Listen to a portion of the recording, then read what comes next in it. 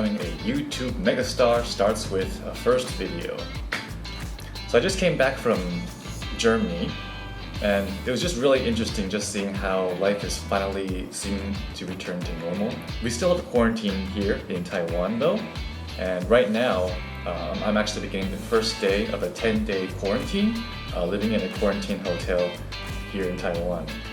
Last time I did this was late in 2020.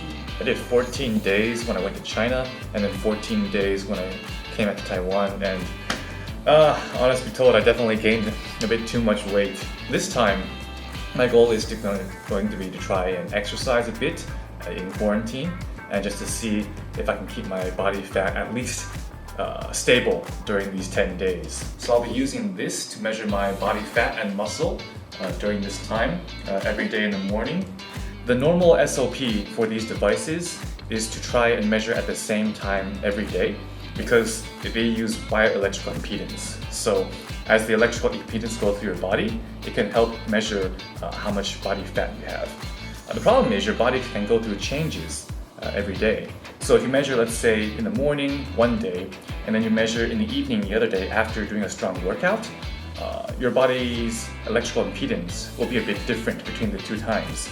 So you're going to get different results, even if there's no actual real change in your body fat. Normally they might say just measure in the morning, but if you measure the first thing after waking up in the morning, you can be quite dehydrated, and that can actually create a higher body fat result than in reality. So the first thing I'm going to do is wake up at 6 a.m. every morning, and first drink some water, get myself back to a normal hydration level, then conduct a measurement at around 6:30 or so. After that, I'm going to do a workout that my coach has helped assign for me, and we'll see how easy it is to maintain your figure during a 10-day hotel quarantine where you're stuck in one hotel room the entire time. Wish me luck. I'm just going to provide some snapshots of a typical quarantine meal moving forward for reference.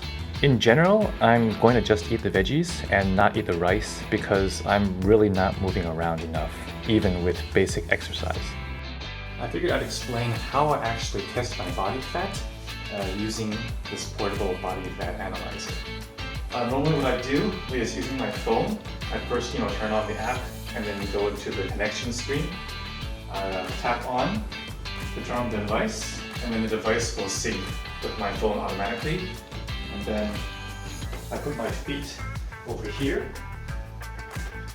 and I pick up the handles so I can get a full body measurement. And then I just stand here stable until the measurement is completed. And then you'll receive the results both here on the screen as well as on your phone.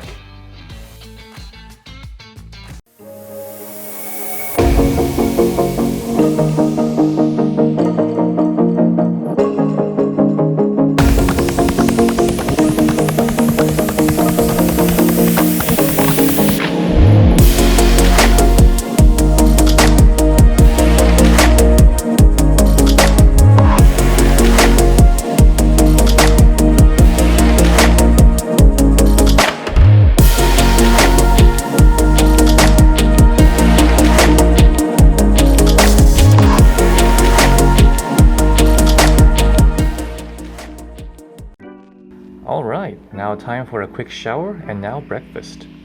Quality of the food so far appears better than the other hotel I stayed at last time, which is a good omen. Spaghetti with mixed vegetables. Unconventional, but pretty tasty. Today's dinner is a bit more conventional, which is what I guess most of the meals will probably be like. I'm hoping there'll be some fruit occasionally, but overall this is pretty solid. I probably don't need to provide any commentary about the food afterwards, but I'll share some more pics.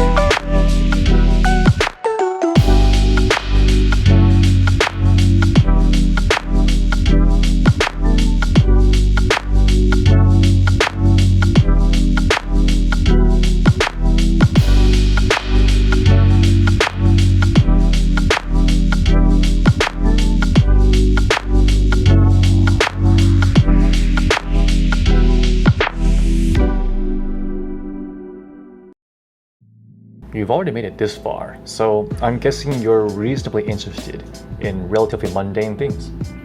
So let me just share a few mildly interesting tidbits from my trip to Germany.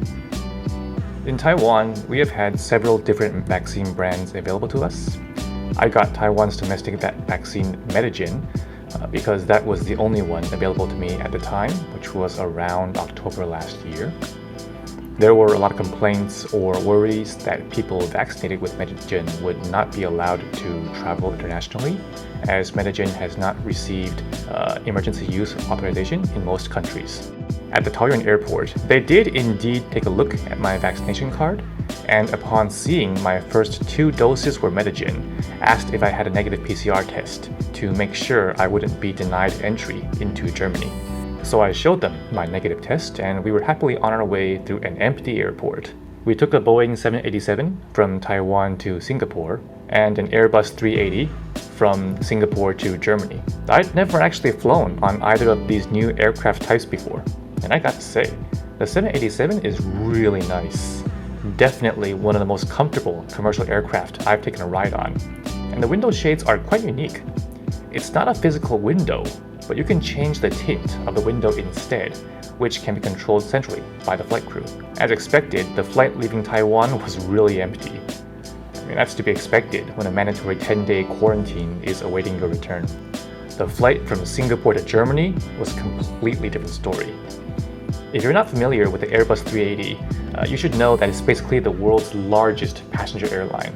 It's got double decks and typically seats around 525 passengers. And our flight was packed full. Yeah, that's a lot of people. Considering we'd be needing a negative PCR test to get on the plane back to Taiwan, you can imagine I was feeling a little bit nervous. Here's the fun part. When we arrived at customs in Germany, they literally didn't even look at my vaccine passport. So while we were freaking out about if countries might reject the Taiwanese vaccine, it turns out Germany doesn't seem to care if you're even vaccinated. I mean, it's probably because their domestic vaccination rate is high enough that they don't really worry about travelers bringing in COVID, which makes sense. I found that pretty amusing. Given that it was my first time in Cologne and we wouldn't have to go to the exhibition hall until tomorrow, I decided to do the tourist thing and check out the cathedral. But what I found more interesting was the bridge. I've seen locks before in tourist traps like London and Venice, but they really took it to the next level in Cologne. Anyway, the cathedral is the cathedral. I mean, maybe I'm an uncultured peasant or something, but honestly, after visiting the Vatican, it's a bit harder to impress me now. What I actually appreciated a lot was the German election posters. Standardized size, simple message, designated locations. This is certainly not what we do in Taiwan. No, sir. In Taiwan, posters will look like this, or this, and we'll even have trucks blaring out messages telling you to support politician A. I swear, we could learn something from the Germans in this regard. Oh yeah, my mom brought me fresh fruit. Delicious! Today is day 3 of quarantine, and so on day 3, 5, and 7, we have to do a rapid test. So let's take a look at how to do this. So after sticking this up my nose, we dipped it into here, twirled it about 3 to 5 times, and now we wait for about a minute. Yay! Negative test. 1 down, 4 to go. So it's day 3 today, and I feel like I got a cold now, like a stuffy head, like a stuffy nose. Sometimes no cough, no fever. Like I checked for a fever, but like using the thermometer that they gave me, but it was just like normal temperature, like 36.4. We did a COVID rapid test this morning, and it was negative. So we'll see. It could be just a normal cold that you caught during traveling or whatever. But yeah, well we'll see how it goes. That's why quarantine exists, eh? Huh. Well, here we are on day 5 of quarantine, and I tested positive on my rapid test. Now, this could be a false positive. It could be actually a true positive because I felt like I had a cold, for the past, I think, a few days ago. I'm feeling perfectly fine now, but who knows? So maybe they'll take me to get a PCR test later on. Alright, so right now I'm outside the Turton hospital. They sent me here this morning after I told them I had a positive rapid test to get a PCR test to be more sure of the results. But there was like a communication mix-up in the process, so you have to get on a special taxi if you have a potential COVID patient on board. You can't just get on everyday taxis. I have to call and have them arrange one for me. So there was a mix-up somewhere, and apparently it was a one-way trip from the hotel to the hospital, and so now they've arranged for another taxi to come pick me up from the hospital back to the hotel. So I've got to wait here for like another hour or so for it to show up. So I'm glad I brought my ebook with me. Alright, so at least I got to see something new, eh? So my PCR results at the hospital were actually positive. So I guess, yeah, that means I actually did get COVID, and that explains what I thought was a cold the first few days of quarantine. In hindsight, I think what happened is this. After getting infected, my day 3 test, I actually did the rapid test incorrectly.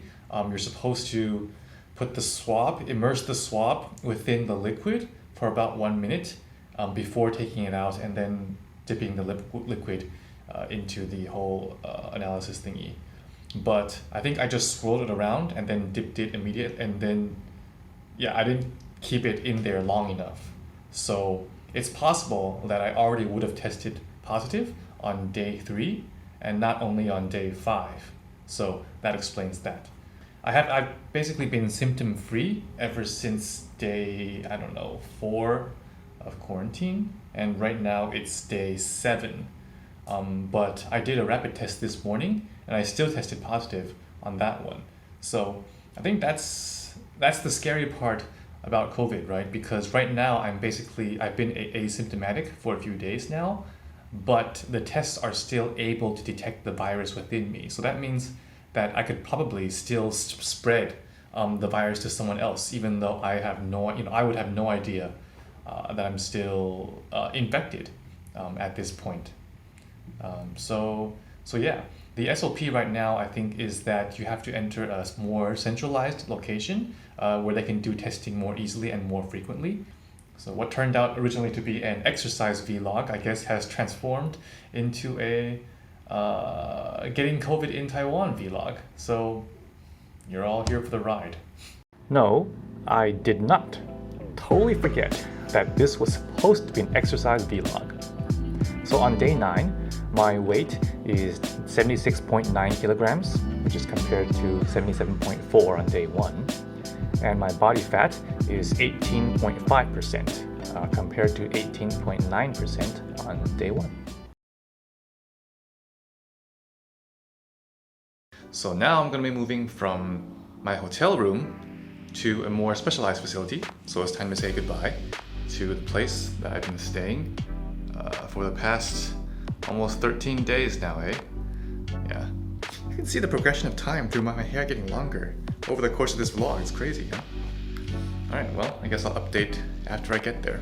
I have now arrived at the more specialized center where you're supposed to go after you get a positive case.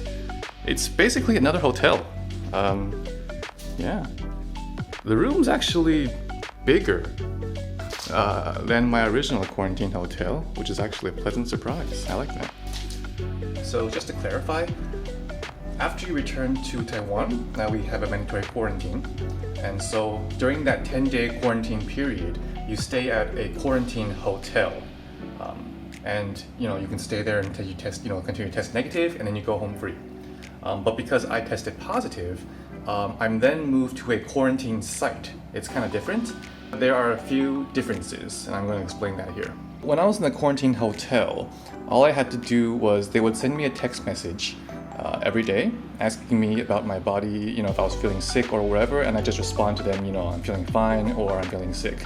Here in the quarantine site, which is where you go only if you've tested positive, you still have to measure your temperature every day, but in addition, you have a blood oxygen monitor, and we're supposed to report this every day as well. So this is what you get when you enter the quarantine center.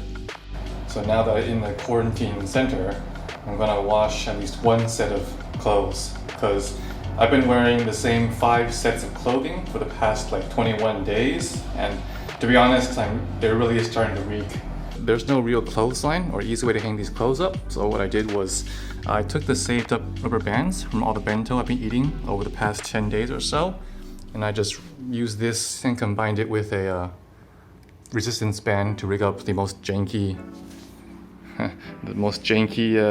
clothesline possible. Hello! As you can see, I'm no longer in a hotel room. I was released from quarantine today. Overall, I spent 19 days in a quarantine hotel. And honestly, while it was, kind of a pain in the ass in some ways, having to constantly try and call the health center and try to figure out what was going on, in the end, all it took me was time and money. I was very thankful and lucky that I didn't get very sick at all. It basically was a cold for me, and I recovered in 2 days. Thanks to, I gotta say, I was vaccinated. I think in the grand scheme of things, I was able to achieve my original goal, which was to keep my body fat around the same level. I ended up somewhere around 18.5%. So yes, you can maintain your figure even in quarantine. This experience just helps to put things in perspective, right? Like, maintaining a nice figure or wherever might be cool and all that, but in the end, the purpose of this isn't just to look good.